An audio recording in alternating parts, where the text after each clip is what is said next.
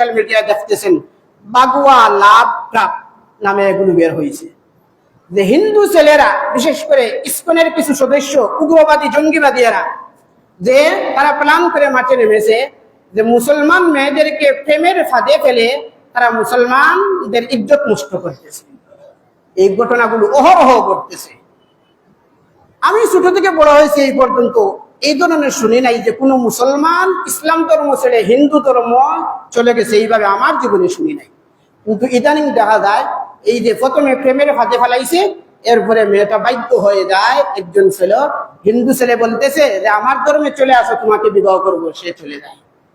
তাদের ষড়যন্ত্র দেখতেছে, তাদের ষড়যন্ত্র এগুলো সোশ্যাল মিডিয়ায় তাদের বিভিন্ন মেসেঞ্জার গ্রুপ আর হোয়াটসঅ্যাপ গ্রুপে তারা আলোচনা করে, তাদের সঙ্গফাঙ্গদের সাথে এগুলো তারা চাট করে যে মুসলিম মেয়েদেরকে কিভাবে তোমরা নষ্ট করবে। প্রথমে বলবে আমার ইসলাম ধর্ম খুবই ভালো লাগে, আমি মুসলমান হতে চাই।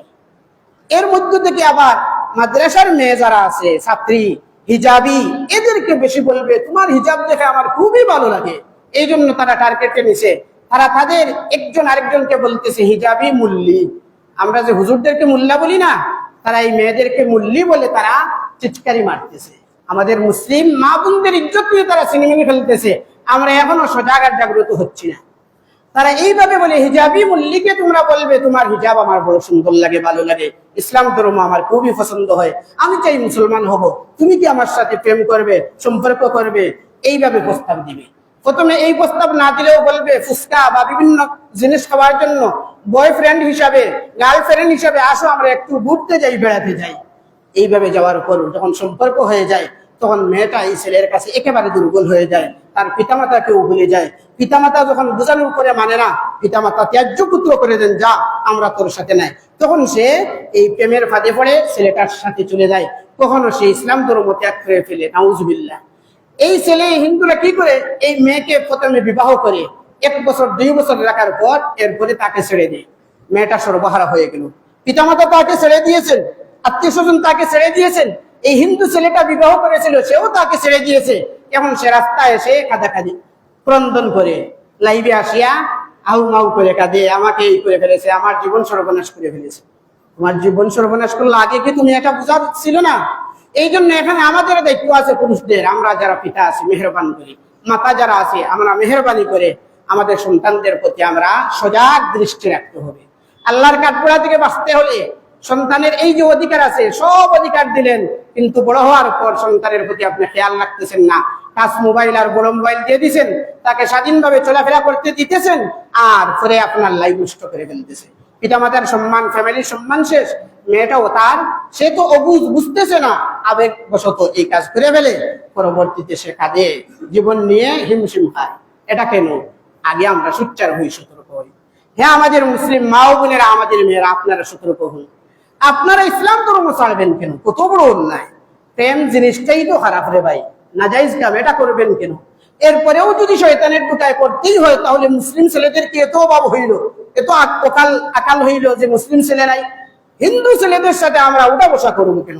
যেখানে আল্লাহ বলেছেন অমুসলিমদের সাথে তোমরা কোনো গভীর সম্পর্কে জড়াবে না, এমনি সামাজিক সম্পর্কে রাখতে পারে। এটা সব হিন্দু নয়, কিছু ইসকন যারা আছে উগ্রবাদী, এরা টার্গেট নিয়ে কাজগুলা করতেছে। আমরা সবাই সজাগ আর সতর্ক হই। বিশেষ করে প্রত্যেক ফ্যামিলির পিতামাতা আমরা আমাদের ছেলে মেয়েদের প্রতি, বিশেষ করে মেয়েদের প্রতি আমরা বেশি দৃষ্টি রাখবো, যাতে এই ধরনের কোনো ফাঁদে না পড়ে আর জীবন সর্বনাশ না হয়। আপনার মেয়েকে আপনি মাদ্রাসায় দিচ্ছেন, কলেজ ভার্সিটিতে দিচ্ছেন, একা একা যাওয়া এটা ঠিক নয়। আপনি পিতা বা ছেলে বা মাহরাম কোনো পুরুষ, তাকে কলেজ ভার্সিটি নিয়ে দিয়ে আসেন। আপনি মহিলা মাদ্রাসায় দিতেছেন, একা ছেড়ে দিবেন কেন? আপনি নিজে অভিভাবক, তাকে নিয়ে দিবেন, আবার নিয়ে আসবেন। এটা বুঝেন না? মহিলারা মসজিদে নামাজে আসেন না আমাদের দেশে বা বিভিন্ন দেশে, কেন? মহিলা মসজিদে আসলে মসজিদ কি নাপাক হয়ে যাবে? না, পুরুষরা যেইভাবে পবিত্র অবস্থায় মসজিদে ঢুকা যায়, মহিলারাও মসজিদে ঢুকা যায়, কোনো অসুবিধা নেই। তা সত্ত্বেও মহিলাগণ মসজিদে আসতে নিষেধ কেন? রাস্তা নিরাপদ নয়। এই রাস্তার মধ্যে কিছু বাঘ, টলা, কুকুর আছে, মহিলাদেরকে দেখলেই ঝাঁপিয়ে পড়বে, আক্রমণ করবে, এই জন্য মসজিদে আসা নিষেধ। তাহলে মহিলা মাদ্রাসায় দিবেন, কলেজ ভার্সিটি মেয়েদেরকে দিবেন, একা একা কেন দিবেন? আপনি অভিভাবক তাদেরকে নিয়ে যাবেন। এটা আপনার এই পিতা হিসাবে, মাতা হিসাবে আপনার দায়িত্ব, তার অধিকার। আমরা মুসলিম ছেলেরা যুব সমাজ সতর্ক হই। এই ধরনের যদি কোনো মুসলিম মেয়ে হিন্দু বা এই ইসকন বা ভিন্ন ধর্মাবলম্বী কারোর সাথে প্রেমের সম্পর্ক দেখি বা রাস্তাঘাটে দেখা যায়, তাকে উত্তম মাধ্যম না দিয়ে প্রশাসনের হাওলা করে দিবেন বা তার ফ্যামিলির গার্জিয়ানের হাওলা করে দিবেন। এই ধরনের ভাব থেকে আমাদের মেয়েদেরকে, মা বোনদেরকে আমরা তাদের জীবন বাঁচাতে হবে। আমরাও প্রত্যেক পাড়া মহল্লায় এগুলো আলোচনা দরকার, আমরা সবাই সজাগ আর সতর্ক হওয়া দরকার। আজকে আমাদের সন্তানদের সম্পর্কে কিছু অধিকার নিয়ে আলোচনা করলাম।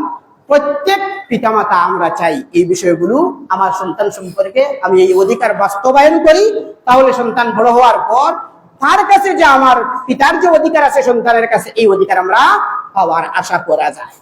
তার অধিকার দিবেন না, বড় হওয়ার পর আপনার অধিকার পাওয়ার আশা করা এটা নিষ্ফল বোকামি হবে। এই জন্য মেহেরবানি করে আলোচনা করলাম, সামনেও আরো আলোচনা করবো বিস্তারিত ভাবে।